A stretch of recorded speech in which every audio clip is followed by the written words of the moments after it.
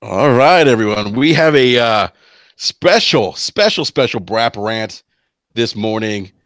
And I tell you what, we have some big news to talk about this morning.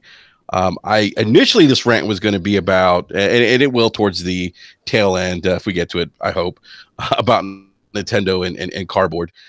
Um, I was putting together this video, and I think within a half hour after putting together the video, I had to change it because Microsoft just dropped a pretty big, pretty big announcement with regards to their approach with digital content, which we knew was coming. Like we knew Z Huge had mentioned that they were going to make an announcement this week. We all speculated what that might be, and now we know it's Microsoft has updated their Game Pass, and basically what that means is moving forward, Microsoft first party, Microsoft published exclusive games will now be available at launch on Xbox Game Pass. Now, this is pretty big news, and we're gonna just jump right into this topic, gentlemen. So, hey, whoever wants to go first, feel free to take the reins. I'll give you my my input after we run to the panel. Who set it off? Oh man! Who wants to set it first? Who wants to go first? Fonz is ready. Are you ready, Fonz?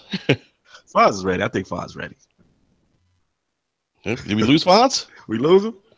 All right, maybe the dentist stay. I'm back. Oh, there we go. There you go. There we go. Yeah. Jay, would you like the honors of kicking off this? All right, so let's pretty much call it what it is, fellas. Now, I told these guys already had Jay, you're botting, man. You're botting, baby. Jay botting big time. Yeah, you're botting big time, Jay. He may be having some issues. Yeah. Yep, he dropped out. He'll probably join us back. So, well, Cognito, since you're one of the guests this morning on the rant, why don't you kick it off, man? Give us your thoughts, man. Yeah, this was a huge surprise. I know, like I said, I had you and Fonz on, and on ILP this week, and we were all speculating. Everybody was speculating. We knew a digital announcement was imminent. We didn't know what it was. We were thinking all types of things, right? We were like, is it the game sharing thing? What could it possibly be? And just to hear this news, and I think the big thing for me was obviously the first party stuff, being available at launch. And at first, I saw B Money's tweet, and I felt the same way. I'm like, okay, I don't know how I feel about this at first. At first, just to see, I'm like, okay, getting all exclusives and stuff like that. But at the same time, I just thought about the value, and I'm just like, this is tremendous value, and just shows a whole pro-consumer stance by Microsoft. And it definitely caught me by surprise. This was not something I expected. I think this is a tremendous move. It's pro gamer without a question. I mean, just for that value, what you say, $60 for about 6 months. So you figure $120 for the year. That means Sea of Thieves, day one, you have a Game Pass, you have Sea of Thieves, Crackdown 3, State of Decay. I mean, just that lineup alone, from a first party standpoint, is pretty tremendous. Now, I do have some questions, as far as shout out to Warrior, what we were going back and forth. Does this mean that those first party games, will they be permanent? Are they rotated in? We know third party games are rotated in and out. So that's definitely a question. We got to see how that rocks. But just on face value, man, this is pretty tremendous. So I was definitely surprised. I didn't see this from Microsoft. And I'm curious to get everybody on BRAP right now, like their whole feeling on this. Like this is big stuff. Yeah, kind of like you, Cognito, man. We were, discussing this on TIC Saturday night, and we all were kind of speculating.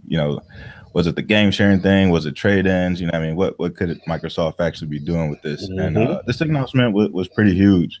And like you said, I kind of look at it with a side eye. When I first looked at it, like, man, what's going on? I don't know if this is good or bad. But like you said, the value at the end of the day is definitely pro consumer, pro gamer. $120 a year, to get access to all the first party games, you know, as they launch, that's a no brainer. You know what I mean? Like if you buy Forza, you know what I mean? If you just buy Forza and potentially another game every year, you know what I mean? That's 2 games right there, $120. So, you know what I mean? To potentially have access to the entire library for, you know, what they released from a first party standpoint for an entire year, you know what I mean? Can't really pass that up. So it's definitely an exciting announcement. But, you know, like you said, I definitely want to see how this kind of irons out over time and what this means as far as the first party games coming in and out. And then what this means as far as games as a service. You know what I mean? We've heard Phil talk about in the past how, you know, some games could be episodic, you know, in Game Pass and things like that. So it depends on, you know, what they do with their first party content and how they kind of flesh it out over time. Absolutely. Yeah, it's a great point. Jay, you were chatting. You bought it out. Can you hear us now? You back? Everything's good? I don't know. Yeah, you sound crisp. You sound crisp. Yeah. Okay, so I just want to let the people out there know that I had dental work yesterday. Got more coming up today. So if I'm slurring a bit, I apologize. But my jaw is looking like I got beat up. Okay, smooth, Lord Fonzie. Smooth right now. Okay, so let me take you guys back to April of this year, when Mr. Phil Spencer had said we need to create a Netflix for video games. And that is essentially what Phil Spencer has done today. He has come out and said, look, if you look at the Netflix business model, they are making hand over fist. They are making so much money over there. They're putting out good product. They've got their own shows going out there that people want to watch and stuff. So people are buying into it. You do the same thing with gaming. You put your best foot forward. You put your top of the line. You put your A game out there in your service, and it's going to sell. You got your Microsoft Studio games, your Halos, your Gears, your Sea of Thieves, whatever you're putting out there, it's going to go straight into Game Pass day one. That is going to move consoles, people. That is a brilliant move. I'm calling it. It's brilliant. It's brilliant. Yeah. I think this is really going to change the game a lot. And I'm not saying it's going to change to where they're going to catch up to Sony this gen. No, don't get it twisted. But I am saying that this is going to change the game from here on going forward with Xbox at least. And it might even raise some eyebrows over at Sony. Like, what is your move now? Because next gen, when that rolls in, Game Pass is still going to be there, guys. What happens at the start of next gen? Yeah. And next gen's a new start. It's a start over. Like we can't assume that Sony's going to be the market leader. I mean, everyone assumed that Microsoft coming into this console generation was going to be the market leader. Everyone thought that. Developers, the media, and look what happened. You know, if the hardware's right, Microsoft makes an investment in first party, and they start putting out some new content too to kind of beef up their offerings in Game Pass. This could be game changing for them. I got an exclusive to drop for y'all right quick. I thought this was interesting. Sony just announced God of War April 20th. Yep. I thought the timing was quite interesting, fellas. Today marks a just announced PlayStation account right now. Just God of War April 20th on PS4. It's a big day for gaming right now. We haven't had good news in a while, and it's good news for both consoles here. But you know, come on, this is bigger news. It honestly is. The Netflix situation in gaming is something that I never thought would really come to this level anyway. To get, you know, their brand new games and day one, you're gonna get them on this service for $10 a month. It's insane. That is crazy. It's insane. I literally signed up just now. There was no reason for me to have Game Pass, because initially, not because it wasn't good value for me, but it's because I'm such a gamer. I buy everything, so I pretty much had everything already, so I didn't see the need. But now, you know, you telling me these first party exclusives that have not, you know, Sea of Thieves, I was gonna buy that. You know, all these things I was gonna buy, and now I just have Game Pass, and it's there day one. Crazy. Yeah. Now, let's, you know, the other thing, too, I think, in terms of the potential ripple effects, that this could have in the industry. I mean, this could create a totally new distribution model for gaming in the industry. I mean, it really can. I mean, if they can get, and we were talking about this in Discord, like we think that in the SDGC Discord chat, we were talking about Game Pass, and Zach from Bear Claw Gaming was like, you know, this could also be another opportunity Microsoft can show some momentum, some success with them rolling out games and their new IPs on this platform and subscriptions going up, that maybe this is an opportunity even for single player games to kind of have their opportunity shine. And he mentioned Bethesda, like, Bethesda, we all know, puts out great content. Unfortunately, a lot of their games haven't sold well. You look at Dishonored 2, great game, didn't sell well. Prey, I haven't played it. I've heard good things about it, but a game that didn't perform that well either.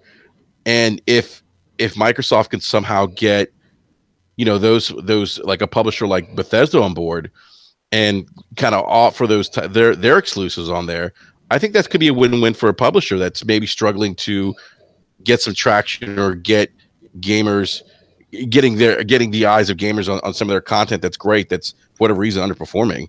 Yeah, I broke. You know what? I broke this news this morning to a bunch of Sony guys in a group DM chat that we got going on, and I won't mention names or anything, but even they're excited because you cannot deny that this is not a good thing. I mean, and that's good to hear coming from Sony guys and stuff, that they are positive about this, because you can't spin this any other way. It's a positive thing going forward. Microsoft, Ryan in the chat said that this reminds him of the old Xbox of the past, changing and changing the industry with new ideas. And he's exactly right. And, is this a testament to where you think to Phil Spencer and Matt Booty now? You kind of got to give the credit, man. I mean, you kind of got to give the credit. And the way I looked at it too, B-Money made some good points. And the way I looked at it, I was like, okay, why would they want to do that? And the vibe I'm getting is engagement, because at the end of the day, you're getting people to that platform. If you are on the fence with Xbox right now, you kind of have no excuse. Like, like if you buy Game Pass day one, or you do your 14-day trial or whatever, you're getting this immense library, right? That's insane value. So again, I think the way they look at it, like you said, Alphonse, with the Netflix type service, they've been hinting this, for a long time, and to see this kind of aggressive move with the service that they have, I never would have pictured something like this. And in the chat, you got Airless78. He said, I see a price increase if this becomes successful. I don't doubt that at all. I think eventually, once this gets momentum, I think you may see a few dollars increase, maybe a month. I don't know, but I'm not going to speculate right now, because they are holding to the $10 as we speak. And that's fantastic, and look, even Netflix increases their prices every so often. It's business, but I just think it's a good thing to celebrate right now that we have this for $10 a month, and you're going to get to play these Microsoft games day one. It's awesome. Yeah, I think the only way you see a price increase is if they start to expand a library beyond 100 games. I think potentially, as time goes on, if they get more third parties involved, who are willing to put their games on their day one, you'll see a price increase, and you'll see a expansion on the library. I also think that this might mean the end of discs for Microsoft in the near future. And I've been waiting for this. I've been waiting for this to happen with Microsoft. They've been toying with this idea ever since 2012. Oh yeah. They were talking about it way back then. They were saying, hey, we're possibly, thinking of doing a discless machine. And I think possibly, and just hear me out, I think next gen, we might have two SKUs. We might have a disc-based console and a discless-based console. And you know what? If it's a little cheaper, I'm going discless, because I've been all digital for like the past 6 months now, and I'm loving it, using Game Pass and game sharing and stuff. It's been awesome. So I think I would go that route. What do you guys think about that? I mean, would you guys buy? I mean, we know Jay, you would obviously buy a discless SKU. What about you, B-Money? Was that something you'd be interested in? Nah, man, I still need my disc. I need my discounts at the end of the day. I need my I need my Best Buy discounts. At the end of the day, because every game isn't on here. So true. I still got to pick up those other games that aren't on Game Pass, and if I can get them discounted or cheap, for under $20 or whatever, that's what I'm gonna do. We just were talking about this in DM, and he sent me over the thing for Dragon Quest Heroes 2 at Best Buy. It was like $20 and it's $15 if you got Gamers Club unlocked. It was like a no-brainer. You know what I mean? I've been waiting on that game for like a year, and it's just like, you know, I finally could pick it up. You know, it's under $15, and why not? You know what I mean? So I definitely would have a console that still had disk drive, just because, you know what I mean, you can't pass up on good deals. That's true. That's true, B-Money. They have to make it advantageous for us too, I think, to convert over digital, especially when you're competing from a price standpoint. I mean, I understand there's a convenience, there's that convenience piece of going digital, but I kind of agree with you. You're saying I would probably wouldn't make the transition digitally, and a big reason why I haven't done it yet is because of things like Gamers Club Unlocked, where you get 20% off new purchases. You get Best Buy cash. I mean, you could literally walk out with a $60 game for like $20 brand new. Yeah.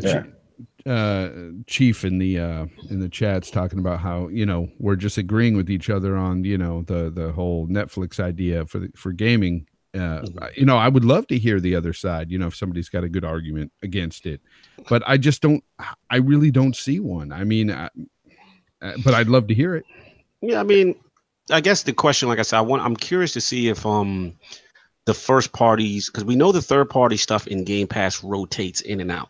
So the question will be if first party will stay permanently throughout the course of the subscription, which is the impression I'm getting. But yeah, I mean, it's one of them things. I mean, I guess people can say, Fonz, we touched on it earlier before we actually got live, maybe the fanboys, or maybe from the standpoint of like, maybe people say, well, what incentive is it to go buy the exclusives? But is Microsoft actually earning profit, this way? And I think long term, from a subscription standpoint, most people may buy a couple of games a year, so from a long term perspective, I just think Microsoft continues to make revenue with this kind of a service. And this is ultimately, I guess one could look at it with a side eye and say, well, does this mean Microsoft just won't put out that many first party during a fiscal year? Are they going to actually put out, more than one or two games? Right. And I guess you could look at it that way too, but yeah, I just don't see it being a real bad thing, because they're going to put out at least 2 games a year from Microsoft Studios. It's and that right there pays for it. Right. Yeah. I mean, you can definitely look at it that way. I mean, for me, just looking at it as it stands, it's like, it's not something that I need to jump into right away. You know what I mean? Like, for me, I could probably wait until the end of the year, see what they actually release, and then I can decide if I want to jump in there or not. And I think what about when Sea of Thieves drop? What about on day one? You won't be tempted? At day one, I mean, I could spend my $10, see if I like it or not, and then I just move on. You know what I mean? And I think that's what you'll see a lot more than just people like, I'm gonna buy the yearly subscription. You know what I mean? They may be more tempted to try the games out for $10, and it's like, okay, yeah, maybe I'll extend my subscription because I really like the game, or it's like, no, I'm not really feeling it. You know what I mean? I'll wait till 30 days up, and then maybe I'll jump back in when the next exclusive comes out. So it just depends on the quality of the game at the end of the day, and if it appeals to the actual consumer. No doubt. And it also pushes people towards digital sales, which they do indeed get more money off the digital sale. Some people say it's only a couple of bucks, but they would be wrong, because I've actually looked into it, and they're making okay, so here's the breakdown pretty much. When this is what happens when a $60 game is sold to at retail. Okay, roughly $27 goes to the publisher, $15 to the retailer, $7 goes to returns, games that don't sell, $4 goes to distribution, and with digital sales, that $4 that goes to distribution is kept, of course, by the publisher, and then you've got $15 also kept from the retail outlets. So that money is going right back to the publisher. So you're looking at another $19 going on top of $27 going back to the publisher when they sell digitally. They're making a lot more money selling digitally. And this is all right. I've researched this, and those are the numbers. Yeah. Hey, real quick, I just want to go to live chat. Sam Tolbert says that they don't rotate third party. It's really left up to the developer. Yeah, he's right. If they want to pull the game, he's actually right. But I mean, there is a chance that your game, if it's third party, can be removed from the server. That's pretty much what I was trying to get at. But he is right. Okay, and then Ahmed Sens actually kind of offered a rebuttal. He's saying, at $10 is too much money, because if I decide that I don't want the service anymore, then I lose out in the games. I don't have access to the games that I downloaded or played or was playing. Just hurry up and beat that game. Yeah, and like I understand that, and I think that goes back to like what B was saying too. Like it comes down to whether or not as a consumer you feel like this is a good deal for you. If it's not, you have options out there still. You don't necessarily have to sign up for the $9.99 a month, and you can like what someone said, you can go out and you can buy the game physical if you want. Yeah, but I don't agree with Amit when he says none of these Microsoft games are worth $60. Come on, you know what? Gears of War 4 was well worth the $60. I thought it was a solid title. Absolutely. The only thing I am concerned about now is the hustle, because B got me thinking. I wonder if they'll keep the 14-day length of the free trial and maybe like bring that down to like 7, because guys might try to sign up, bust the game down in 2 weeks, and then not try to put no hustles and finesses in people's, but people might do that, like especially if it's a big release, try to blaze it out real fast. They have to pay anybody, and that's why I think the announcement of the first party stuff coming to it is more of the games as a service thing, where I think their games are going to live on a lot longer than they ever have before. With them being a Game Pass, and you won't see like the traditional season pass stuff, but I think you'll see like more expansions to their games to kind of keep those players engaged. Yeah, that's a great point, B. I mean, that's kind of a way to offset the consumers that are going to pay maybe $10 for 1 month and then be off the service for a couple months, right? Until the next release comes out. I kind of mentioned this when we were talking in DM about it, like when they first announced it. When you think about it, like Halo made like $1 billion in like the first week or like the first couple of days it was out, right? Mm-hmm. Like if you put Halo on this subscription, all those extra amount of dollars from like collector's editions, special edition, things like that, are people still looking at that stuff? Are they as hyped, or are they just going to use a subscription that they pay $10 a month for? But you know what? It's also, because, I'm reading in the chat and I see some people saying we have to remember that Xbox isn't a charity, so it's not the greatest deal like some people preach. I have the facts. Well, here's the problem, though. Who said that in the live chat? I'm just curious. Chief Kame or... Chief, what's up, Chief? Chief was in there, go hard. Let me tell you, Chief always. I give Chief. Yeah, Chief always will give you a different perspective, and he kind of told me why he doesn't see value in it, because, he doesn't get to finish all the games that are in there. Like he doesn't have the time to finish all those games, and he feels like some of those games are subpar. I guess. Oh yes, definitely are. Because I have Game Pass, I've had it, and why I have it is because I believe it's a great value. Because there are games in there that are worth playing that I have not played last gen that I did play this gen. I played 4 games in there that were fantastic this year that I've never played before, and my son loves it because there's a huge library of games he's never played. So there's a lot of people out there who can see this as being a great value as is, like myself, but now this on top of it, it's a much bigger value. Absolutely. I got it from my little cousin. I mean, I got him a NES, for his birthday, and he was just like, he didn't know what to get. So I said, let me just get him Game Pass. And then he's telling me all the stuff he's playing. I'm like, wow, I didn't realize that game was in the service and backward compatibility. And, he's playing XCOM and Halo 5 and, even OG Xbox games, the backward compatible ones. I forgot those were in the service too. So it's just tremendous value. You get a whole library pretty much. And you know what? I told Eric and B Money, the DM, I was so excited. I'm like, yeah, I'm going to sign up for this, because I wasn't going to spend $60 and buy Sea of Thieves. But now at $10 and some other games maybe in there, like you just mentioned, XCOM. Like I haven't played XCOM yet. Like I would definitely go and Ninja Gaiden's on that. I just downloaded Ninja Gaiden. I said, it's got to go down. I just downloaded that right now. Is it? I need to know. Is it enhanced though? Nah, it is. We ain't bougie like that yet. I know how you feel, Enrique. I know. Hey, B Money, let me ask you something. Are they going to have an enhanced version of Game Pass? I think they might, man. They might have a section just for you, man. my RDX brothers this morning were saying, well, hey Fonz, now you can try Sea of Thieves, because it's in there. You'll have it. And I've been, bashing. I'm like, yeah, I could try that dog shit game now. But look at it. It's the engagement. Like that's how I was thinking. Like, why would Microsoft do it? It's like everyone's gonna have that first party game. They're gonna play it. But see, that's how they're gonna get you. That's exactly what it is. Because you get a game like Sea of Thieves. Eventually, if it doesn't on day one, gonna have microtransactions and stuff. That's gonna come. It's gonna be there. So if they get a person who wasn't going to pay $60 for a game, they start playing it, they end up liking it, they end up pouring more money into the microtransactions. Boom, they've got you hooked. They're getting a revenue stream going, not only with the service, but also with the microtransactions. It's a hustle on top of a hustle. Hey, did you mention, Jay, that you also have to subscribe for Xbox Live Gold? You mentioned that too, like on top of the multiplayer stuff. If you want to play, of course.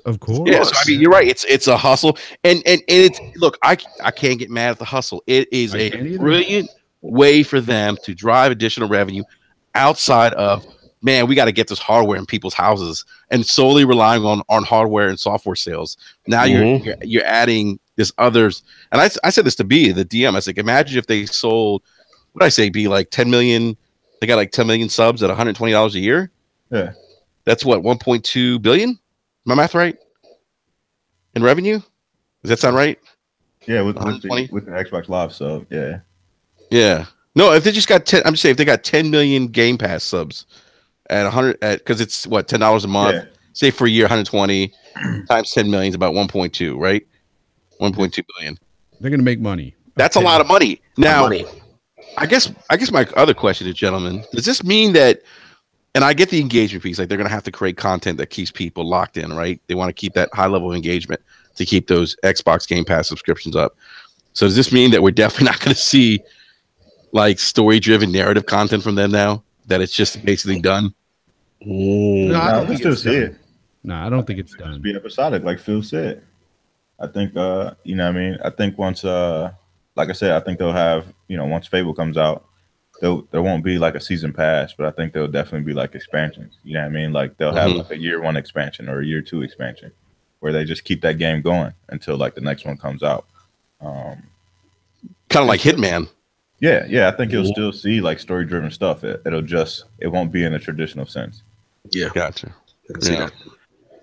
Now, even talk about episodic, right? As a possibility as well. Yeah. Well, Phil's been talking about episodic content for a long time. That's why I'm surprised. Like, isn't the developer of Hitman's out there? Like, why wouldn't I feel like that's a franchise like that would fit well into Microsoft's model? I agree. You never know, man. They might show up on that stage at E3. Oh, you be dropping nuggets. And I'm just kidding. You never know, man. B, are you trying to tell us you know something that we don't know?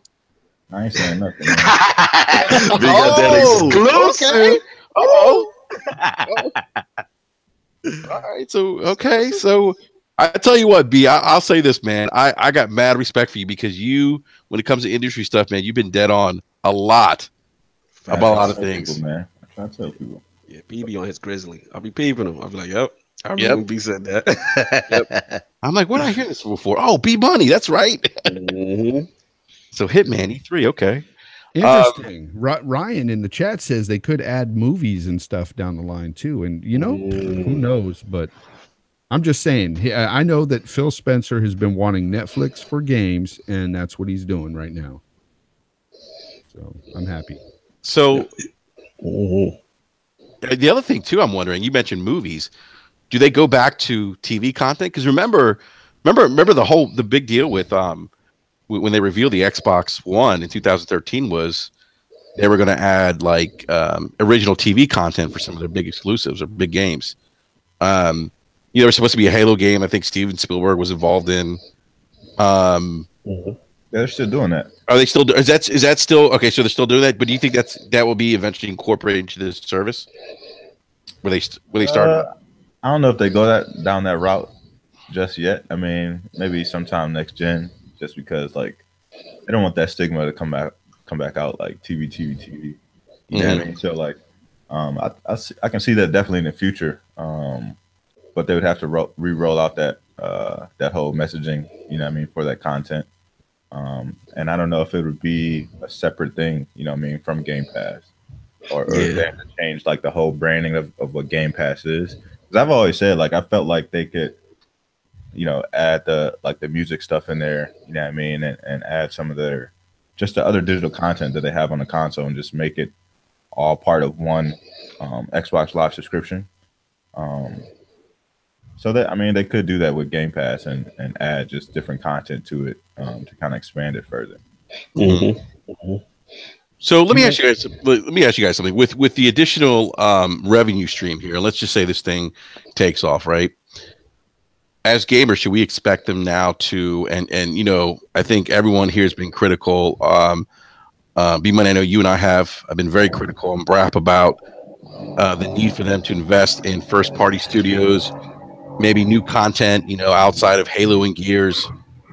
Maybe even give some of those franchises a little bit of a breather to let their studios work on something new. You think with this added revenue now, and this thing takes off, that they need to now, the onus is on them now, that they really need to push out new content? Yeah, I think that's got to be the plan. I mean, we've seen this whole, you know, them coming a little bit more vocal and saying this whole recommitment to first party. So I think this is part of the long-term vision. I think ultimately, you know, 2017, we've all affectionately called that like the year of the L for them as far as software. So, you know, at the end of the year, they got PUBG and they got the hardware. But now this year, it just seems to be, I know we talked about it, you know, on ILP, it's just a lot of positive news. So, you know, the vibe I get is, you know, this is Phil's vision. You know, he wants to get this service out there to as much people as possible. And then now if you double down on first party, which now becomes part of Game Pass, you have an attractive package. You're making that system worth purchasing, especially in comparison to your competition that doesn't have these services, you know. And we'll get to them in a second. We'll get to Sony here in a second, but yeah. That's how I see it right now. I mean, regardless to even I hear Chief Tommy going so hard in the chat. You go hard, man. God bless him. Read some of the I love Chief Tommy. He's going hard. But go. I'm sorry. Go ahead. That's cool. Go ahead. Even I'm gonna go up a man Tommy right now. Like, even if those things don't appeal to, even if you don't like the majority of Microsoft's first party offerings, right? You still can't beat that for $10 or for whatever it is, you can at least try, or someone who's on the fence. It may not be for a person like Tommy, you know, but it may be for someone who was on the fence. That's a lot of people. And I'm just thinking about from a parent perspective, you know, you go get your, you know, son or whatever system, you know, instead of buying 3 games, right? you know, you just plunk down on this Game Pass and you let him rock. You just let him go in the corner. He's got a whole library. And it's like I said earlier too. You know, I've been there when I'm not looking forward to a game and then I try it and I end up liking it. Facts. So they can pull you in this way, and dude, it's a complete hustle that you know I can't hate on. You know. I like this route. I like. You can't handle it, Jake, because it legitimately offers some good value. I really do like where they're going with this, and you know, who knows down the road if this becomes really successful, they could get other publishers involved in this as well, and we may see, you know, this type of service for all games in the future, which I would welcome wholeheartedly, because I'd like to pay $10 a month and play anything I want to, you know, from every developer if I could. Yeah. One last point. One last point. I'll let you go. No, it's definitely you know, where I see the whole service going. You know what I mean? I think in the next, you know, 3 to 5 years, if this really takes off, you know what I mean, I think more publishers are going to jump on board. Yes. You know, because, you know, just like Enrique was talking about with Bethesda, I mean, there's so many other companies out there who, you know what I mean, just don't see the sales revenue from their games anymore these days. Like, everybody's kind of focused on, you know, one particular genre or one particular game, and everything else kind of gets washed out. Whereas like, you know, guys like us, we buy multiple games. We buy 5, 6, 7, 8 games a year, and most people are buying 1 or 2. So if you can get them into Game Pass and they can try other things and get engaged with other things, then, you know what I mean, it'll welcome more publishers to kind of jump on board and say, hey, all right, you know, people aren't buying our game, but, you you know, they'll probably be more willing to accept a little, you know, large sum of money, put their game on Game Pass, and then at least more people are playing it. And if it has microtransactions, they'll make money off the back end. Case in point, Sunset Overdrive, Hellblade, all those types of games. If they were to put it on a service like this, more people would be more inclined to play them. Right. So that's the thing. Like, people have to understand that there is benefits to services like this. And yeah, the money, getting a lump sum of money, you know, to be on this type of service is great too, you know, for some of these companies. But let's say, because they'll have, they'll show you, like, they'll be able to show, hey, your game is getting this much traction or whatever. This many people is playing your games. So let's say they make another game, Hellblade 2, you know, let's just say Hellblade's on the service. So Hellblade 2 is in the works.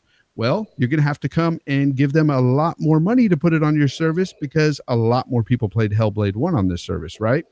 So it's a great business move. I would love to see that go that route, you know, in the end with the games. Absolutely. And this is another route that Microsoft can take to actually get more Japanese developed games on Game Pass. Well, I was just about to say that, B. And kind of expand a little bit, because, like, even, you know, I'm a big fan of, like, Bandai Namco. And if you just look at Tekken 7 sales, like the sales rate for like Xbox and then PlayStation, like it completely dominated on PlayStation, and the sales number for Xbox weren't really that high. But if you could threw Xbox or Tekken 7 on Game Pass, I guarantee you a lot more people would play the game, and it'll have like a higher engagement. So this is something they could look to in the future. And, you know, let's just say they got like Soul Calibur 6, you know what I mean, or Soul Calibur 6 on there. You know what I mean, as a Game Pass debut, that would be huge. You know what I mean, definitely more people be playing the game. They can go back to Bandai Namco and say, okay, hey, you guys release all these games on PlayStation that are PlayStation exclusives. Look at what this Game Pass did for this particular game. Let's see what we can do in the future with other potential releases. So, you know what I mean, they definitely use the service as leverage to get more publishers to come over to Xbox and see what they can do on that platform. Absolutely. To me, it's just a finesse. It's the perfect finesse into their ecosystem. Yep. Yeah. You know, because like you said, like you got publishers thinking about it. Then you got people saying, okay, to maintain that multiplayer, we got to get that gold subscription. Right. Then once you're in the ecosystem, guess what? Oh, okay. Now I might want to buy that map or that DLC or that microtransaction. And it's keeping you in their ecosystem, and it's making money. This is revenue, man. This is just a great revenue stream and good business. So long term. Yeah. Chief Tom is in there, you know, and I understand his points. Okay. You know, he's trying to say, what if the game's doing well? Why would they put it in a subscription? Well, here's why. Because they can see what the games are selling now. On average, what all these games are selling, you know, 5 million, whatever they sell, you know.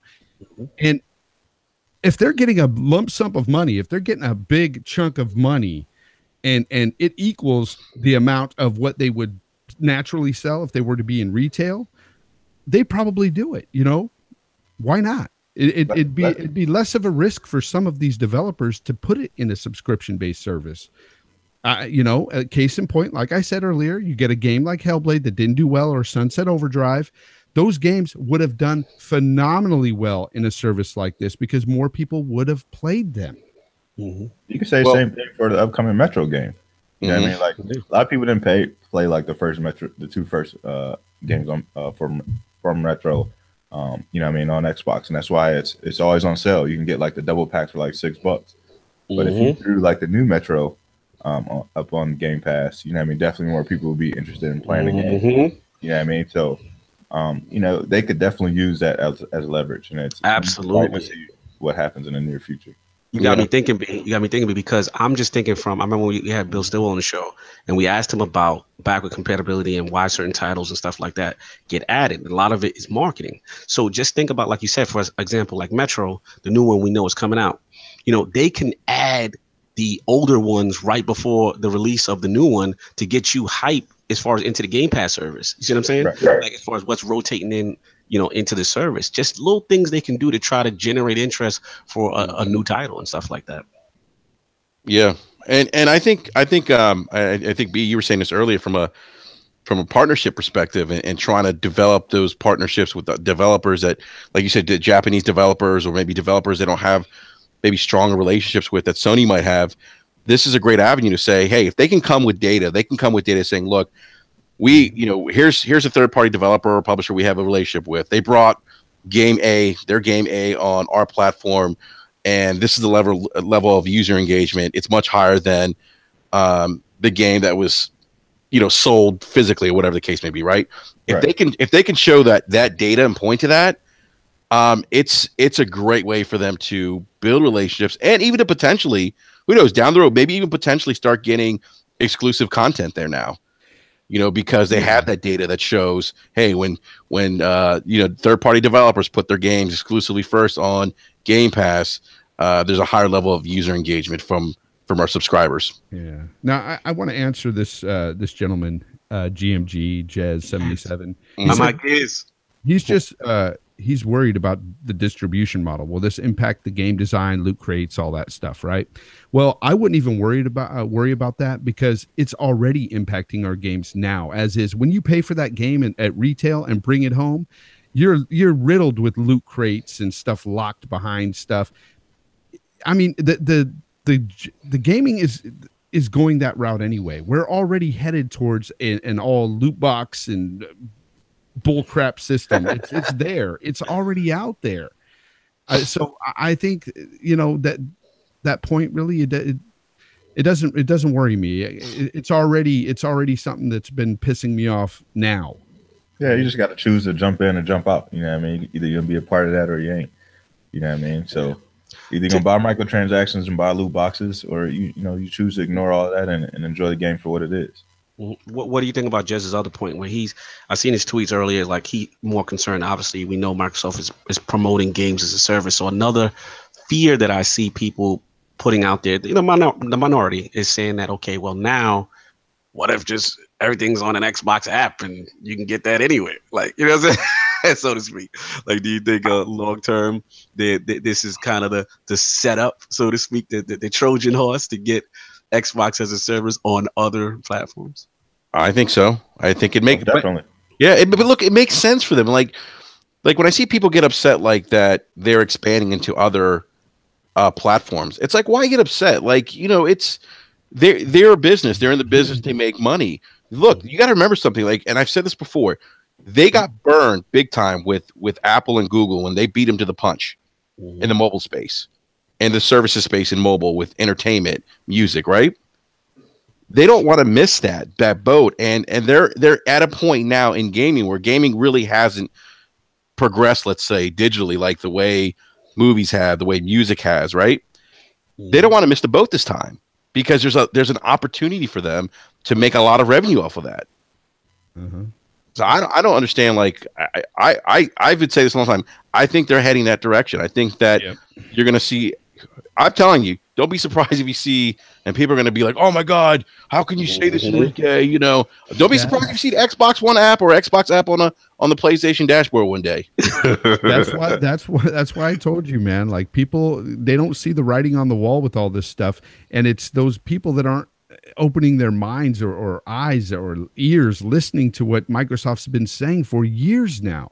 They're basically out there and they're telling people in interviews they're going to do these certain things. It's coming. When they talked about getting rid of discs, that is coming someday. It is. It may not be the next generation, but it's going to be there.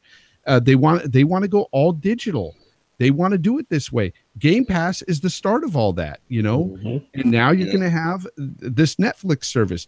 They've been talking about that. And you get some of these people out there that are like, they're pretending to be shocked, or they're honestly shocked. And I can't understand why, because it's been out there. It's been in all these interviews for years now.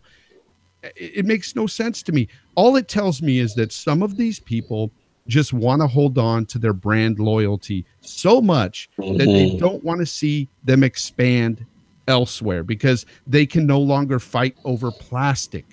Can't fight that good fight anymore, man. Well, I just want to say something real quick too, and I've said this a million times on BRAP. And you have young children. B, I have young children. Jay, you have young children. Cognito, I don't know if you have children or not, but if you do, you probably have seen this. Technology and the way we grew up experiencing technology is on a completely different plane and level than how our kids are experiencing technology, how our kids are having or accessing content, right? Everything for them is on the fly. My 8-year-old has a smartwatch on his wrist now. He can text message me. He can call me from his watch. He can, I can track him. I know where he is. You know? And so this is like the thing that I think a lot of people have a hard time realizing, and this applies to gaming. When we were growing up, we were loyal to brands, right? To hardware. People growing up, kids this generation, they're going to be loyal to applications and software. And it's not hardware that's driving accessibility anymore. It's the software now. It's the internet. And this whole thing is changing right in front of us. And I'm telling you, to this day, I'll never forget Ed Freeze coming up on stage and talking about Xbox Live and being able to interact with your friends, being able to experience content on the fly. They weren't kidding. This is an evolution of that vision 15 years ago. I remember having to wait at my mailbox for the new Nintendo Power or whatever magazine had going on. The Electronic Gaming Monthly. That Game Pro. I had to know about that. Game Pro, yeah, man. Month. And that's how we learned our gaming news. Now you learn right when it gets out there. It's released. Hey, Jay, by the way, it's out there. Jay, by the way, there was clickbait back in the days. Marketing and print articles. Yeah. There was media bias as well. Yeah. They lied, man. They had Fabio on the cover of that what's it, Ghouls Iron Sword joint, and he ain't look like that in the game. I'm just joking. Though, out of everything though, that EGM was the best back then. Yeah, EGM was great. But hey, when we had the Xbox magazine as well, we had the little demo discs that came with it. Right. And those were great times. Sometimes I wish that we didn't get all this information flying at us every single minute of the day Mm-hmm. because, sometimes simple is better. Like I don't know, man. Like we're all stuck. We're all stuck to our cell phones all the time, and I'm the same way. But it sucks. It does suck. Different time, man. Yeah, you're different right. time. Different time. But that's what I'm saying. Like a lot of these moves are really geared at the younger generation that's coming up in gaming now. Their expectation. I mean, I look at my 3-year-old, my 8-year-old. They're used. I mean, yes, they use motion controls, but they use controllers. But they're using motion controls. They're using Joy-Cons. They're using, tablets to swipe now. I mean, it's their expectation of gaming is going to be completely different than ours. Yeah. You know how I was just talking about Bandai Namco? Mm-hmm. They just put on Twitter that they have a special announcement for Xbox One players. Whoa. Wow. Whoa. Wow. This news It's about to get crazy. This day is, but what's crazy, guys? Like, I said this on BRAP last week. Look, we're only in January, and just look at the big shift in narrative now with Microsoft. Mm-hmm. Like, they launched the Xbox One X, right? They got that hardware out of the way, and 3 days into the new year, we hear rumors of Mech Assault, Fable, a return to Perfect Dark. These leaked, exclusives.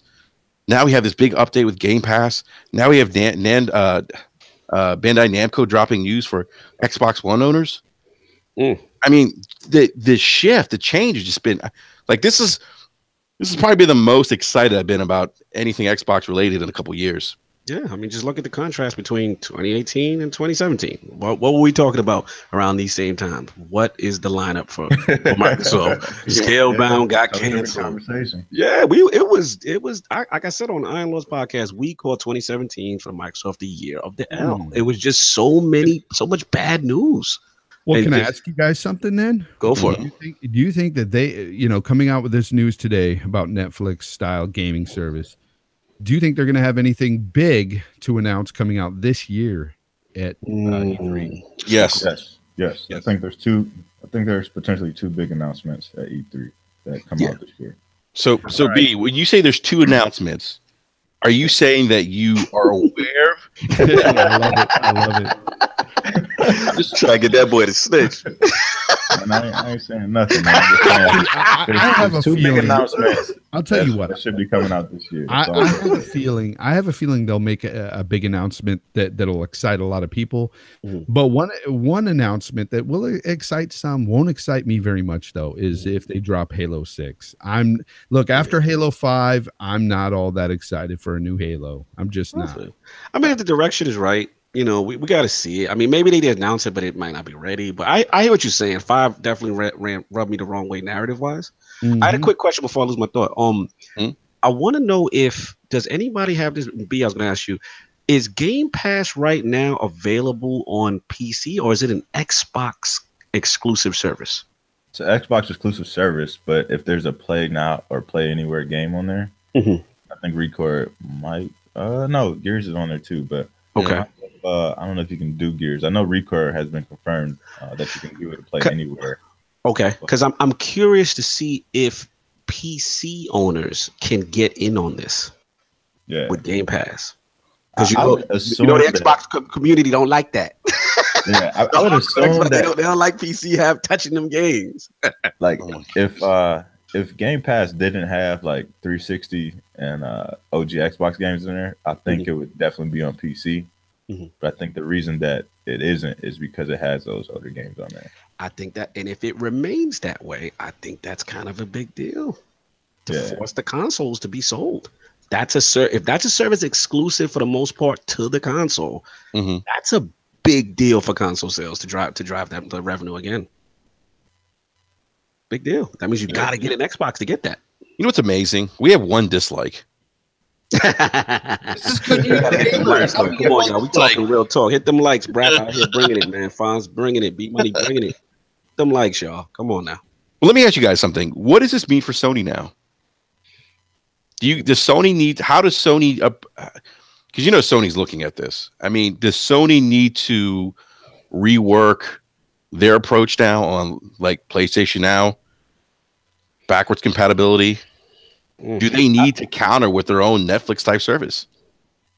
I think I don't know if they'll directly counter it. I think if it's hugely successful and more third parties jump aboard, I think they'll make some drastic changes, and this may just be a service that you see on all consoles. You know what I mean? Like it may not be specific to Xbox at that point. It's just something that everyone will kind of adopt, and you know what I mean? It'll just be another thing, just like Xbox Live and PlayStation Plus, and you know what I mean? Whatever we pay for Nintendo's online network, once that releases, it'll just be one of those features where you pay an additional amount to gain access to these games in a Netflix style manner. But I think PlayStation Now definitely has to be reworked. I think it actually needs to be scrapped totally, and they just have to come with a different approach. But as far as if this drastically changes things for PlayStation, I don't know if it does, at least not in the immediate future. Yeah, I get shit on when I tell people that I tried PlayStation Now, okay? And granted, it was like the first couple of months it was out, but I tried it and I had issues with it. I mean, the graphics sometimes would not pixelate, but it just looked kind of odd at times. Like you could tell that it was streaming. And sometimes the latency was always an issue. And I could actually feel it on some of the games. And some people would say, no, you can't feel it. And they'd argue with me. I'm like, dude, how are you going to tell me? I've tried it in my own home. Maybe it was different in your home, but I'm telling you, not everybody's internet provider is the same. People are going to have different experiences on this service because it's streaming. And that is the problem, because you cannot guarantee that everybody's connections are going to be able to hold up well with this service. And that's a big issue with streaming. And that's why I think that's dead in the water. That should have never came out. Them buying Gaikai for how many? 500 million. They're locked in. Ridiculous. Buying Gaikai for that much money. That was dumb. Yeah, I mean, I agree with Fonz on that. I mean, they took a gamble, obviously with the cloud service and Gaikai, thinking that was the way they were going to handle backward compatibility. And, obviously it didn't pay off. I agree with B-Money. I don't think initially they'll do something drastic right now. They're still the market leader. They still, have all these tremendous exclusives. that for the most part Microsoft doesn't have. I mean, just as we were talking about this announcement, boom, all of a sudden we got that release date for God of War. So Sony's got tricks up their sleeves, but as far as value, and I think ultimately, I think this is one of those things that tries to get people to come over to the Xbox platform, or at least have that Xbox as a secondary system, kind of thing for the people that didn't purchase one, kind of thing. But yeah, I mean, backward compatibility just can't be beat. I mean, Microsoft, as far as being on the software end and their engineers and those guys, that's just tremendous. And Sony's history hasn't shown that they're willing to invest that. Maybe not this platform. We'll see what happens with PS5. They seem to kind of like tend to kind of wait, I think, when it comes to making investments like that. I mean, I think that's a big reason why the 360 did better than the PlayStation 3. I think when Call of Duty hit and became big, Microsoft already had that infrastructure in place, that online infrastructure where people could go on and have the best experience for Call of Duty. And I think that, here's another example of Microsoft kind of leading the charge, which I think, makes sense considering that the business that Microsoft's in. This is probably where Microsoft is at its best, kind of, creating these services type things and tapping into technology and stuff. But, it's interesting, guys. I'm reading some of the stuff on Twitter, and it's funny, like you mentioned, Jay, there's people who are questioning Xbox, who are Xbox fanboys. They're arguing against value too. Look, and we said this. There's definitely, I think this is definitely pro consumer. I think like when a lot of us were like thinking of, like we like to hear the other side. I don't think we're gonna hear. I mean, we'll probably, Chief Tommy's out there. And Matt, props to him. I mean, no disrespect, but yeah. But I think the majority of the people think that this is a very pro-consumer move, and it's kind of like, well, wait a minute, like, what's the catch? This is really good, So I'm still surprised that there's people out there like in that fanboy Xbox community that are kind of like worried about this and what this means for Microsoft. I think again, this is a good move. And then I read something else. Someone mentioned that Microsoft needs to increase their quantity and quality of exclusives. Game Pass is a nice option. Getting more people to pay monthly subscription is how Netflix build themselves up. And Netflix actually, and to kind of drive their subscription base, invested in a lot of Netflix only type of content. We all know about what's it called? God, what's the name of the show now? Kevin Spacey. Well, he's not in it anymore. What's it called? House of Cards. What's it called? House of Cards. Mm-hmm. Yeah, we know about House of Cards. We know about their partnership with Marvel, Daredevil. Mm-hmm. So yeah, I mean, and they put some really good content out there. Amazon's doing the same thing. Amazon is investing in their own original content to drive interest in Amazon Prime, their TV service. So I agree with that quote there on Twitter. So you guys want to dive into Nintendo with me? Check cardboard ready. You guys want to do, because Jay, I know you've talked about this. I think you put out a great podcast or a great video on the issue with the cardboard stuff. Mm-hmm. Yep. But I just wanted to talk about something real quick, unless you guys have anything else you want to say about Game Pass. No, I'm good. I'm good. All right. B Money, you good? Yeah, I'm good, man. All right. So I wanted to talk, and this was going to be the original BRAP rant. And look, I've seen a couple of YouTube videos, seen some comments out there, and look, here's the thing. And I get, we all understand that it's cardboard, right? But that's kind of missing the point. And I see a lot of people kind of pounding their chest at what I like to refer to as the dude bro gamers, and they're saying, this, I'm not going to buy this shit. This shit is terrible. It's cardboard. Who the fuck wants this? And it's like, okay, well, first of all, it's not intended for you. It's this product isn't intended for you. And this is the part that kills me. And I don't understand why this happens in the gaming community. Maybe it happens in other, consumer products. Maybe it happens in the, refrigerator forums where people debate Samsung versus Frigidaire. I don't know. But just because we don't like something doesn't mean we have to kill it. You know, you guys notice that? It's like That's this generation. That's like I don't get that. Doing this whole gen though, man. No matter what it is, you know what I mean. You'll have people come out the window and try to put down anything that isn't for them. You know what I mean. But you just gotta appreciate it because it's part of the industry. You know what I mean. It's helping the industry grow. And if it's not for you, that's cool. You know what I mean. But it's for somebody else, and as long as they enjoy it, that's what matters at the end of the day. Yeah, I can understand some people getting like questioning the price and saying, you know, it's a little pricey and stuff. I can see that. I can get that argument, and I could also get the argument that, you know, hey, you know, what about the longevity with this cardboard, the durability? I understand all that because I have those thoughts as well, and I can't wait to see the first reviews on that, the durability of the cardboard. Absolutely. But here's the stuff that I don't understand. First of all, why grown men are so emotional. They're so emotional over a kid's product. This is not geared toward these men anyway. And some of them will say, well, I have kids too, and I would never buy these for my kids because they would tear them up. That sounds like a shot, Fonz. I know where you're going. But let me tell you something with this. That is a case by case basis because some kids, yes, would tear up stuff. I have a couple of boys when they were younger. Yeah, they would have tore it up. But my daughters, man, they create stuff all the time. They would do wonderful with this product. They would be able to do this and they would love it. In fact, my 9-year-old daughter said if we had a Switch, she'd want it because she'd want to build this stuff. And she's not a gamer, mind you.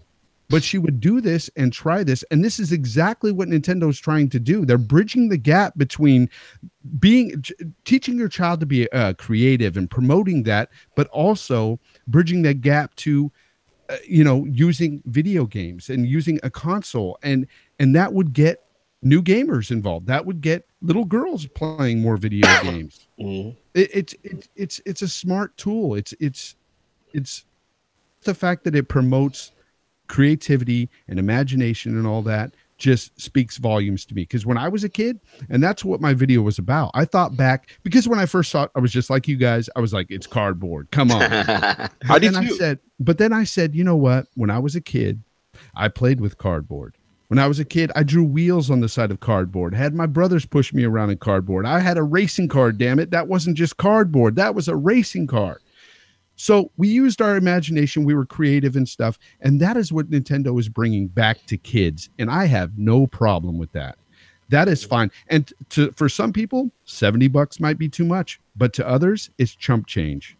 So you can't just call it like it's not. You can't just blanket statement the product and just to fit your narrative that it's either too expensive or your kids will break it, because it's different for everybody. Yeah, I mean, that's the one thing I talked about when we first brought it up on BRAP. Just the creativity alone is what, I mean, I thought Nintendo was kind of trying to bring out of, this generation for kids. Because, I mean, like, I have a 10-year-old and an 8-year-old. They both are video game heads, I mean? They both have their own console, Xbox One and PS4, I mean? And they play games on that all the time. But my 8-year-old, he's more of the creative type. I mean, he prefers to like play Legos or, play with Connects and things like that, stuff that you actually have to build. So a lot of stuff that we got him for Christmas were like Legos and Connects and Mega Constructs and stuff like that, where he actually just, if he's not playing a video game, he'll sit in his room and he'll just put that stuff together. So I showed him the Labo thing, and, he thought like the robot thing was like super cool, and and be able to make like the piano, and be able to draw on it and color it, kind of customize it to your own liking. He was super excited about that. He was interested and asked if we were going to buy it, and I was like, nah, it's something that maybe we'll get down the line, but it's not something that I'll get right now or whatever. But like he was super into it, and I think that's what Nintendo was going for is to get those kids who are in that demographic who, who want to bring that creativity out at the end of the day. And that's what you're going to see with Labo. And I think they're just going to expand upon this. And this is something that they can really ride, for the next couple of years. Yeah. It's interesting. And I said this to you, Jay, offline. It's interesting. The same people that are focusing on cardboard and being overly critical of cardboard are the same people that argue over plastic. Well, because if you listen to them, they always bring it back to this. And I'm going to say something that you guys have heard a million times. You know what? Sony and Microsoft couldn't get away with this. They get the pass. They get a pass. That's exactly it. They are like, they're just pissed off to be pissed off because they're fanboys. But Sony and Microsoft can't get away with this because they have traditionally and historically not catered their products towards kids. Exactly. That is what I said as well. This is what Nintendo's doing. I mean, Nintendo's always been about the kids. I mean, come on. Like, I mean, they say it themselves. Some of these guys, you know, they'll say, you know, I grew up, but Nintendo didn't grow up with me. Guess what? It's for kids. Exactly. So this stuff you're whining about isn't for you anyway. Yeah, just move on. Initially, they were a toy company. I mean, that's their base. So at the end of the day, it's just like, you know, same thing with B Money is saying, same thing with Fonz is saying. It's like, at the end of the day, the problem I see with this generation of gamers is that if something is not for them, they can't possibly fathom how anybody could buy this, right? And this is, to me, it just harkens back to when the Switch was announced initially, right? I remember the videos. I seen people, I'm not calling no names or anything like that, but I seen people saying, who in the hell is going to want this? It's a $300 system. It can't even do, you know, as far as from a power narrative, it's just a little bit better than 360. Who is this catering for? I remember people saying that this thing is gonna bomb, it's gonna fail, and I'm sitting there. I said that, and I'm sitting there, I'm like, Nintendo got one. You know what I'm saying? In my mind, I could see it. You know what I'm saying? But at the end of the day, it's just one of those things that, you know, because people personalize it and they say they don't want it, they think the masses don't, and this is not catered to them specifically. This is catered to a different. I learned my lesson. I learned my lesson with the Switch, not to doubt Nintendo. If Nintendo puts a product out there, you're going to eat crow if you start talking against it. There's something else I want to touch upon, because I think all this focus on cardboard and Jay, I think you're right. There's nothing wrong when you're talking about price point and durability of any product, and that applies to Labo here. It absolutely does. Mm-hmm. But the other piece that's getting missed is the technology piece. And I keep going back to the piano video and how the sensor and the Joy-Con, and B Money, I'm about to give you props, man, because you nailed it. You nailed it. The sensors can pick up which keys are being used. Yeah. Mm-hmm. And then relay that back to the screen, the switch. And I'm like, that is wow. Like, no one's talking about that piece of technology. And B, you said this about the Joy-Con, because I think I was one hating on the Joy-Cons. We gotta harken back to the podcast, man. When we were talking about the Switch when it first came out, and you know, me and Negative, that's my guy. You know what I mean? We're going back and forth. And everybody thought I was crazy. I'm like, yo, you gotta pull up the tapes, man. You gotta pull the tapes. You gotta pull the tapes, but it's like the reason everybody's like, oh, those Joy-Cons are too expensive. I'm like, yo, I was one of them. The technology in the Joy-Con is what makes them that expensive. And people are like, no, it's just a janky controller. Look how little they are. Look at these little ass buttons. It's like, shut the hell up and just listen and look at the technology that they bring into the table. You know what I mean? And now you see it. It's coming full circle. Like, you know, they've always evolved with the controller, and people don't give them enough credit for that, because they've put a lot of things in the controller that are now standard in controllers today. Yeah. Facts. So when they put the, you know, the new Rumble on the controller, you know, they were showing off on Switch and, you know, the different technologies with that. I'm like, this is just a start. You know what I mean? Absolutely. Like, they're only going to expand on this. And then when you look at the Labo thing with the whole piano, and it's like you stick the Joy-Con in the back of the unit, and as you're playing, it recognizes the different keys that you're playing and different notes that you're playing. That is unbelievable for that little ass Joy-Con. Yes. You know what I mean, to be able to recognize that. Very impressive. Yeah. That's impressive. Let's think about that for a sec. It's picking up notes from cardboard. Think about that. Like, if you really step outside, you think about that. Like, wow. They just took everything that we did, or everything that we imagined as children when we're playing. Jay, you're talking about playing with cardboard. They brought it to life. Yep. And that to me is the brilliant part. It's not for me. I recognize it's not for me at all. It's not.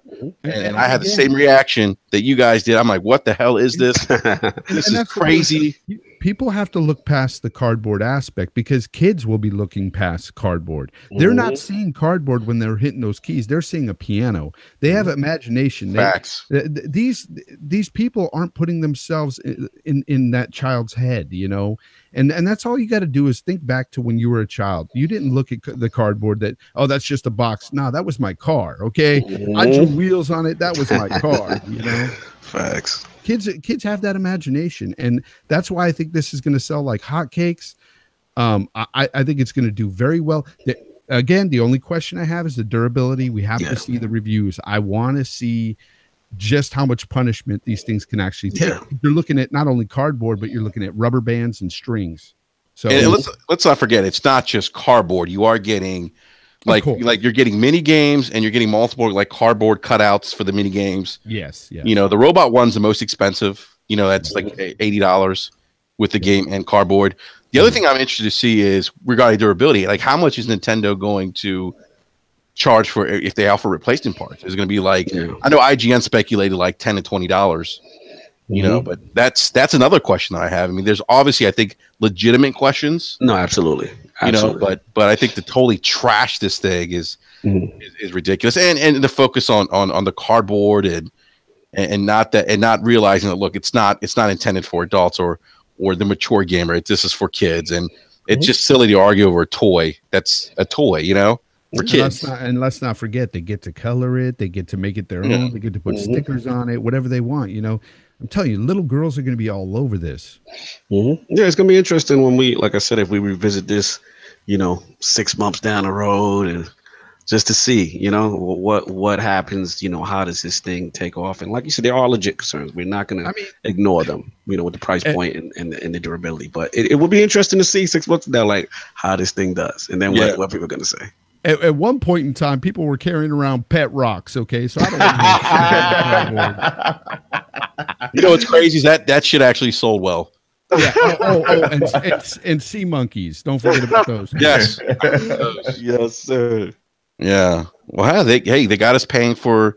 There was a time where people said, one day you'll pay to watch the Super Bowl, and people laughed. And then years later, people were carrying around Tamagotchis. Yeah. There's been a slew of stuff that has come out and, you know, naysayed in the past, but they sold. Yeah, absolutely. True. B Money, man, I will say this, B, you have been dead on when it comes to things in the industry, and I'm telling you, it's funny. Like, I go back and, you know, I've listened to some of these podcasts. I'm like, damn, B was right. I tell people all the time, like, you know, I mean, I'm just a child of the industry. You know, I study it for so long, and plus, like, the stuff that I have to do for my actual job is analytics and break down margins and things like that. So, the money aspect, always, you know, I have to look at it in that regard too. But, you know, I mean, I've graduated from college. I've got my bachelor's degree in game design. So, like, I was a student of the game. You know what I mean? And I love it so much. So, I do a lot of studying and look at trends and things that you know, could potentially happen. So, you know what I mean? I'm usually a little ahead of everybody else as far as you know, my predictions and what I feel could happen. But, you know, anybody could do it at the end of the day. Yeah. Well, I just want to say something, gentlemen, before we wrap up this BRAP rant. What a great day for the gaming industry. What a great day for gamers. We had, you know, Xbox Game Pass, the update with that, and, you know, Microsoft including exclusive content, their first party exclusive content, day one launch on that platform. And then everyone's been clamoring and asking about when's the release date for God of War, and Sony drops the release date today. I don't think that's any surprise. They did that after the announcement that Microsoft had this morning. Boom, right behind it. It's the day before my birthday, so that's actually a great day. You know what I mean? So it kind of works out perfect. You know what I mean? Get that nice little you know, collector's edition and whatnot. And, nice little birthday present. I like that collector's edition, man. It looks pretty hot. I'm probably gonna pick it up. Definitely cop. Yeah. So well, gentlemen, we're gonna go ahead and wrap up this BRAP rant. I want to thank each and every one of you for joining me this morning. It was like a full-on podcast, like a full-on regular BRAP podcast. I was, you know, I got saying earlier, like, do we podcast tomorrow now? Exclusive. Yeah, but with B's like, oh, we could do the recap. I'm like, we could do the recap. And actually, with the I can't say it. Bandai Namco. I know combining the names together with the Bandai Namco news still pending. We'll probably have some more news to talk about tomorrow anyway. Yeah, that's awesome. Good times, man. Good times. That's awesome. The past 2 weeks I've been saying, man, it's been slow. It's been slow. The news is kind of dry. And boom. Yeah, I don't know, man. It's only gonna ramp up from here, man. I think so too. I think it's going to be a pretty special year. 2017 was a great year, but I've always said I felt 2018 was going to be a better year. Oh yeah, definitely for me, it's going to be a better year. I wasn't that hyped on 2017 for gaming. A lot of the games that came out, I wasn't a fan of. Damn, y'all hating on my 2017. Damn. Damn. That was my year. 2017 was a great year for me. That's all good, but it's all subjective, man. And I totally understand. But 2017 for me was just like, wow. It was just so much stuff that, like, to me, like, titles that were A-level titles were kind of getting pushed to the side, like a Wolfenstein and, stuff like that, just because, like, Zelda and, you got a Horizon Zero Dawn and you got all this stuff that came out. It was just so much. Chief hit it for me too. That's another reason why I didn't like 2017 that much is the loot box. The loot box. I get you. I get you. Yeah, really don't like the loot. Give me the loot. But you loot chess radio though. Yeah, right. Did that purposely, because people are buying up all the loot boxes. Hopefully they'll buy the podcast too. That's how you know what I mean. That's a reverse marketing tool right there. Yeah, there you go. Give me the loot. Give me the loot. All right, gentlemen. Well, guys, again, thank you so much for joining me this morning. I really appreciate it. And real quick, Lord Cognito, where can everyone find you, man? First of all, absolute pleasure to be on the panel today at BRAP. You know what I mean? And just B Money. We didn't get a chance to kick it in a while. And of course, the Fonz, Lord Fonz himself. Absolute pleasure just to talk gaming. And yeah, man, you know the deal. You can catch us every Sunday, the Lord's Day, 1 p.m. Eastern Standard Time. And all these fine gentlemen have been panelists on the round table. So it's really good to talk gaming. And this is a great day for gamers as a whole, regardless of how you feel. Even if you're not an Xbox guy or Nintendo guy, whatever. At the end of the day, it's just great information, great news, great services for gamers. And it's good to talk about stuff like this. So absolute pleasure, man. Yeah, no, our pleasure, man. Our pleasure. Jay, where can people find you, man? And they can find me at Jay Fonzarelli on both YouTube and the Twitter space. And they can also find me at Loot Chess Radio on both as well. Check out the podcast on iTunes. Every podcast directory out there, you can find us. And YouTube as well. And you can also find me at the dentist office in a couple of hours. I don't know if I'm going to hit up RDX this afternoon because I might be all numbed up and messed up. So we'll see. But yeah, catch RDX though. Xbox centric gaming talk, but good group tonight. They're going to talk about all this stuff. And that's over on Dealer Gaming's channel. So that'll be 5 p.m. West Coast time. Sweet. All right. B Money. Obviously, people can catch you here, but what else can they find you outside of BRAP? Yeah, man. Just catch me Twitter, Xbox, PlayStation, B Money 101. That's my name everywhere. So type that in, you'll find me. Saturday nights, man. Saturday, 10 p.m. Eastern Standard Time. Come check us out. Tick Podcast. Tick Film. You know what I mean? So, come check us out. We there every Saturday, and when you're done with that, go check out the Iron Lords on Sunday, man. So absolutely, Inner Circle Network, man. We right behind them, man. The network is definitely flourishing. You know what I mean? We got some great things cooking up over there. Multiverse is on Monday too. So, 3 back-to-back shows right there. You know what I mean? You come off the weekend and go right back into it. So Double XP is out there on Wednesdays, and we're gonna be adding an additional podcast. So you know what I mean? Check out the network. You know what I mean? We there and we moving, and I appreciate everybody who's been down with us. Absolutely. Yeah. Please, everyone, definitely check out the Inner Circle if you haven't done so already. Definitely check out Loot Chess Radio. I'm a big fan of Loot Chess Radio. No bias here. Check out the Iron Lords. I'm a big fan of the Iron Lords. You guys really remind me of like me and some of my friends growing up and playing video games together. So it's Yeah, it's a lot of fun, man. And I think we're gonna have Lord King on BRAP tomorrow. Man, I was DMing him. You get him on. It's a I was movie. DMing him at 2 a.m. He goes, "What time do you go on?" I said 9 p.m. He goes, "Oh shit, you are killing me." Yeah, we night creatures. We night creatures. We both work night jobs, but yeah, he said he's gonna do it though. He's gonna try to keep it.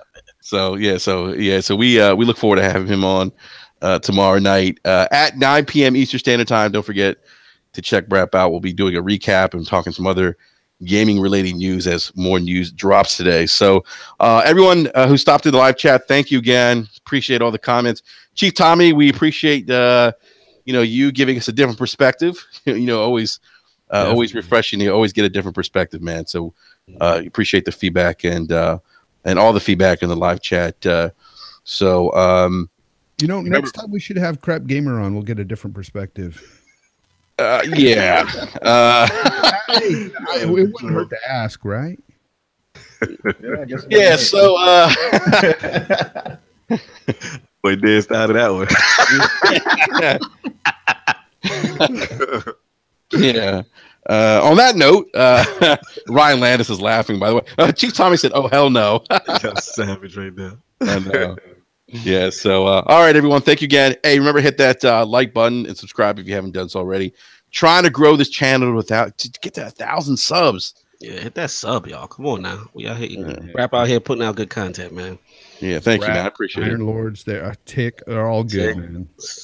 Tell you, we got Loot Chest. We got the conglomerate right now. It's an all-star team. We do got the conglomerate. He's messing with us right now. Call us the commission. All right, everyone. We'll see you guys tomorrow, 9 p.m. Eastern Standard Time. Peace. Peace.